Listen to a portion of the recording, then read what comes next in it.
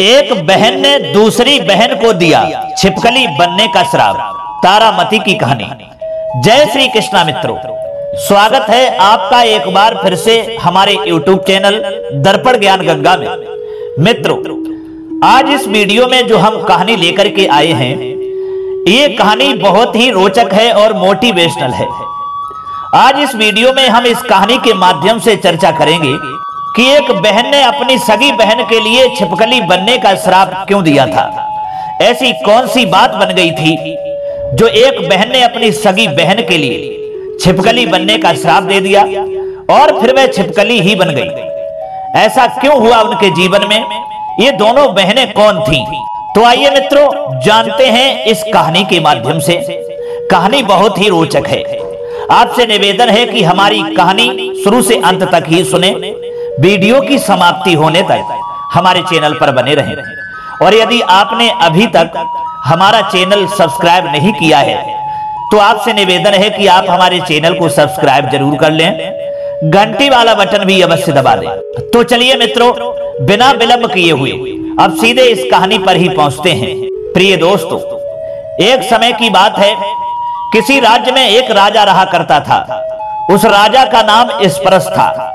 वह राजा मां भगवती का सेवक था, उनकी पूजा किया करता था।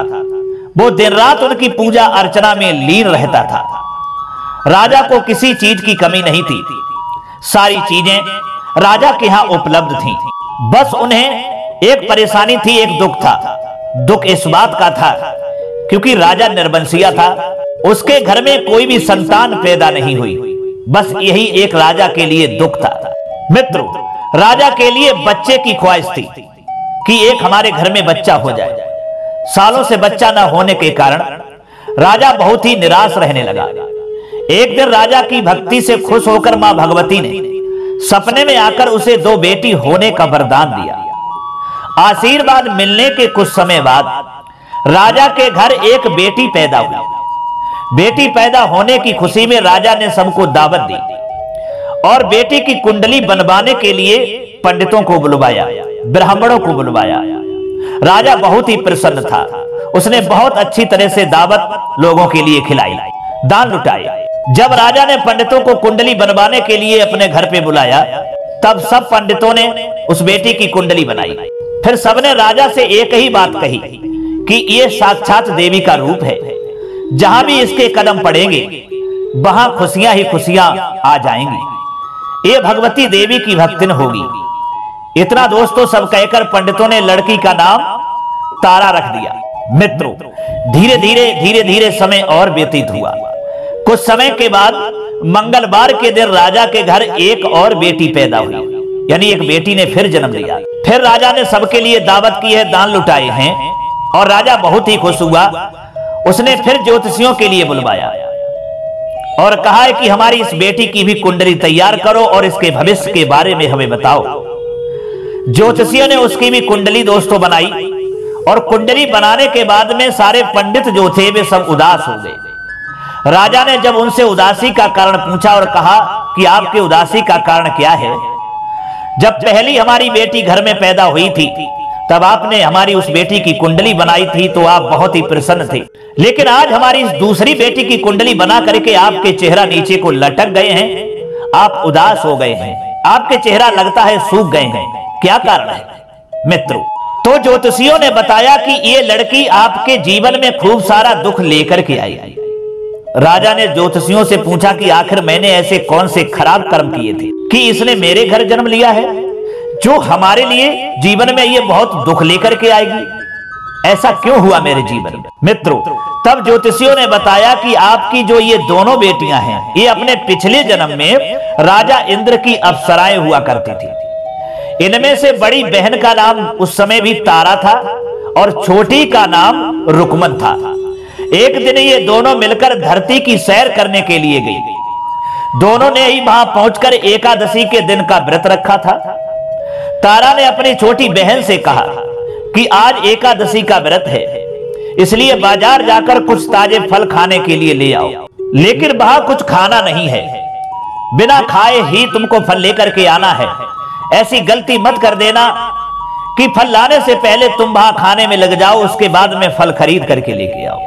मित्रों, रुकमन बाजार फल लेने के लिए चली गई। वहां उसने देखा है कि मछली के पकौड़े बन रहे हैं, और जब उसने मछली के पकौड़े देखे तो उसने विचार किया है कि इनको खा लेना चाहिए क्योंकि भूख लगी है। दोस्तों, उसने झट से उन्हें खा लिया और अपनी दीदी के लिए कुछ फल ले लिए। रुकमन से तारा ने पूछा कि पहले तुम हमें ये बताओ, फल लाने में तुम्हारे लिए इतनी देर क्यों हो गई है, और फिर इतनी देर हो गई है तो फल अपने लिए क्यों नहीं लाई हो, केवल हमारे लिए ही क्यों लेके आई हो।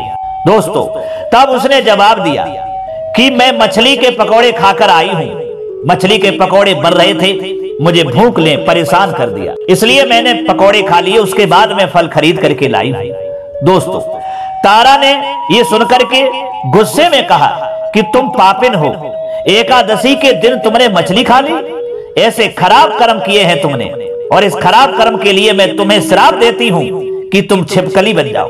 दोस्तों, वह हाथ जोड़ लेती है और कहती है कि बहन, तुमने यह क्या किया, तुमने हमें छिपकली बनने का श्राप दे दिया, इस छोटी सी गलती पर तुमने हमें श्राप दे दिया। सज्जनों, अब क्या होता है, उसी जंगल में तारा की बहन छिपकली बन जाती है, और छिपकली जब बन जाती है तो तारा देखती है तो उसे बहुत ही दुख होता है, पश्चाताप होता है, वह रोने लगती है और कहने लगती है कि बहन, ये मैंने क्या किया, क्रोध में आकर के मैंने अपनी सगी बहन के लिए श्राप दे दिया, अपनी बहन के लिए मैंने छिपकली बना दिया। दोस्तों, उसकी बहन जो है छिपकली बनने के बाद में वो तो वही रहने लगती है, और इधर तारा जो है वो माँ के मंदिर में जाकर के बुरी तरीका से सिसक सिसक करके रोती है और अपनी गलती पर पश्चाताप करती है। माता रानी से क्षमा मांगती है कि माँ, मुझे माफ कर देना, मैंने क्रोध में आकर अपनी सगी बहन के लिए श्राप दे दिया और वो छिपकली बन गई। दोस्तों, इधर उसकी बहन रुकमन छिपकली बनकर के रहने लगी और वो अपनी पश्चाताप की अग्नि में जलने लगी, जो उसकी बहन तारा थी। इधर दोस्तों, उसकी बहन रुकमन जो छिपकली बनकर के रह रही थी, वहां पर जाने माने ऋषि गोरखनाथ भी अपने कुछ शिष्यों के साथ रहते थे, आश्रम था। उनके शिष्यों में से एक बहुत ही घमंडी शिष्य था। अपने घमंड के चलते वो शिष्य कमंडल में पानी भरकर एकांत में बैठकर तपस्या करने लगा। तभी क्या होता है, तभी एक वहां पर प्यासी गाय आ पहुंचती है। उसने कमंडल में जब पानी देखा तो वह पानी पीने के लिए सीधे अपना मुंह उस कमंडल में डाल देती है और पानी पी लेती है। पानी पीने के बाद जैसे ही गाय अपना मुंह बाहर को निकालने लगती है तो कमंडल नीचे गिर गया। आवाज हुई, तब ऋषि का ध्यान जो था भंग हो गया। ऋषि ने देखा कि गाय पानी पी गई है।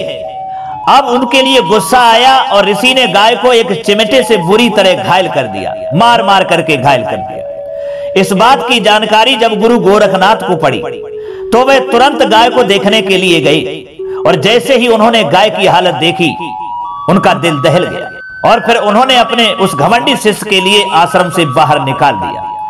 कुछ दिनों के बाद में गौमाता पर किए गए उस अत्याचार से होने वाले पाप को कम करने के लिए उन्होंने एक यज्ञ करवाया था, और जब यज्ञ करवाया, उस यज्ञ के बारे में गाय को चिमटे से मारने वाले घमंडी शिष्य को भी पता चल गया। तो वह सीधे पक्षी का रूप धारण करता है, और धारण करने के बाद में यज्ञ स्थल पर गया और जहां भोजन बना हुआ रखा था उसको देखता है तो तुरंत भाग करके एक मरा हुआ सर्प अपनी चोंच में दबाता है और ले जा करके उसी भोजन में उस सांप के लिए डाल देता है। सज्जन, किसी को इस बात की खबर नहीं हुई, लेकिन ये सब होते हुए तारा से श्राप मिलने वाली छिपकली जो रुकमन थी वह देख रही थी। जो छिपकली थी उसके मन में ये विचार आया कि इसे खाकर के ये सारे लोग मर जाएंगे। सबकी जान बचाने के लिए दोस्तों छिपकली बनी रुकमन ने सभी लोगों के सामने होकर के उसी भोजन पर छलांग लगा दी, यानी गिर गई। लोगों ने देख लिया कि छिपकली भोजन में गिर गई है तो छिपकली के लिए बहुत कोसा और बर्तन को खाली करवाने लगी। उसी वक्त क्या होता है, भंडारा करने वालों को खाने में मरा हुआ सांप दिखा। जो बर्तन खाली कर रहे थे उसमें से सांप निकला। तब कहीं जाकर सबको समझ में आया कि छिपकली सबकी जान बचाने के लिए जानबूझ करके इस भोजन में गिरी थी। मित्रों, एक छिपकली होने के बावजूद भी इतने अच्छे विचार होने की वजह से ही ये इस भोजन में कूदी है, जिससे हम सब लोगों की जान बची है। अब वहां पर जो मौजूद सारे महत्वपूर्ण लोग थे उन्होंने विचार किया और कहा कि हमें इस छिपकली की मुक्ति के लिए प्रार्थना करनी चाहिए। प्रिय दोस्तों, पंडित ने तब आगे बताया उन राजा के स्पर्श के लिए। फिर क्या हुआ कि सबकी प्रार्थना से ही वो छिपकली तीसरे जन्म में आप जैसे प्रतापी राजा के घर बेटी के रूप में पैदा हुई। वही तारा जो थी आपके यहाँ दूसरे जन्म में आकर के जन्म लिया है और इसका नाम तारामती पड़ा है। और वही रुकमन जो छिपकली बनी थी उसका भी जन्म तुम्हारे यहाँ दूसरी बेटी के रूप में हुआ है, जो ये तुम्हारे लिए अशुभ है। मित्रों, इतनी सब बातें कहने के बाद में पंडितों ने राजा स्परस को रुकमन को मारने की सलाह दी। इस बात पर राजा बोले, मैं किसी बेटी को कैसे मार सकता हूं, ऐसा करना पाप होगा। फिर ज्योतिषियों ने कहा कि एक संदूक में सोना चांदी लगवाकर उसके अंदर लड़की को रख देना और संदूक को पानी में बहा देना।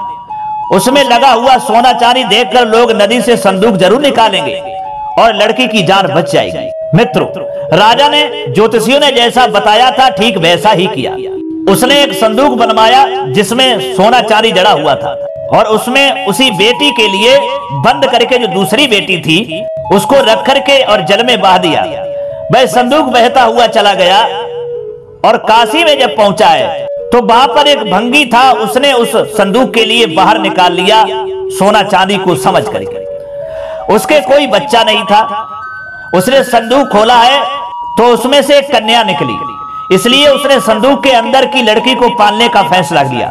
उस बेटी के लिए दोस्तों वह भंगी जो था अपने घर पर पहुंचता है, अपनी पत्नी के हाथ में जाकर के देता है और जैसे ही वो बेटी भंगी की पत्नी के गोद में पहुंचती है तो उस भंगी की पत्नी के स्तनों में दूध उतर आता है और जब दूध उतर आता है तब वह उसी बच्ची का पालन पोषण करने लगती है, लाड़ प्यार करने लगती है, उसको पालने लगती है और उसी बेटी का नाम वे रुक्को रख देते हैं, रुक्को। धीरे धीरे वे बड़ी होने लगती है तो दोनों पत्नी रुक्को की शादी करवा देते हैं। और इधर दोस्तों में राजा स्परस था जिसकी पहली बेटी थी जिसका नाम तारामती था, वह भी विवाह के योग्य हो गई थी। तो उस राजा ने भी अपनी बेटी का विवाह अयोध्या के राजा जो हरिश्चंद्र थे उनके साथ में कर दिया था। वो जाकर के हरिश्चंद्र की पत्नी बनी है। और इधर मेहतर ने भी जो भंगी था उसने भी उस बेटी का विवाह कर दिया था। दोस्तों, रुक्को की सासू माँ जो थी तारामती और राजा हरिश्चंद्र के महल में साफ सफाई करने के लिए काम किया करती थी, वहां जाती थी। कुछ दिनों के बाद रुक्को की सासू माँ बीमार हो गई। उनकी जगह रुक्को वहां काम करने के लिए जब एक दिन गई है, तारामती ने उसे देखा और पुराने जन्म के पुण्य के कारण उसे पहचान लिया और उससे कहा कि तुम मेरे साथ बैठ जाओ। दोस्तों, तब रुक्को ने कहा कि मैं तो भंगिन हूं, मैं एक नीच जाति की हूं, इसलिए आपके पास नहीं बैठ सकती। सज्जनों, तब तारामती ने उसे बताया कि तुम पूर्व जन्म में मेरी ही बहन थी, तुमने एकादशी के व्रत के दिन मछली खा ली थी और मैंने तुम्हें दंड देते हुए श्राप दिया था कि छिपकली बन जाओ, तो तुम छिपकली बन गई। अब तुम्हें दोबारा मनुष्य जन्म मिला है तो इस जन्म में माँ वैष्णो की पूजा करके पुण्य कमा लो। माँ की पूजा से तुम्हारी सारी इच्छाएं भी पूरी हो जाएंगी। प्रिय दोस्तों, तारामती की इस बात को सुनने के बाद रुक्को जो थी माँ वैष्णो से एक बेटे के लिए प्रार्थना करती है और उनकी सेवा करती है और कहती है कि अगर हमारी मनोकामना पूरी हुई तो हम अपने घर में माँ वैष्णो देवी का पूजन करवाऊंगी और जागरण करवाऊंगी। माँ वैष्णो देवी दोस्तों उसकी प्रार्थना को सुन लेती हैं और उसे समय के अनुसार बेटा होता है। पुत्र की प्राप्ति के बाद रुक्को जो थी उसकी देखभाल और लाड़ प्यार दुलार में माँ वैष्णो देवी की पूजा करना भूल जाती है और उनका जागरण करवाना भी भूल जाती है जो उसने वादा किया था। दोस्तों, ऐसा होते होते 5 साल बीत गए और फिर एक दिन क्या होता है, उस बच्चे को चेचक यानी माता निकल आती है।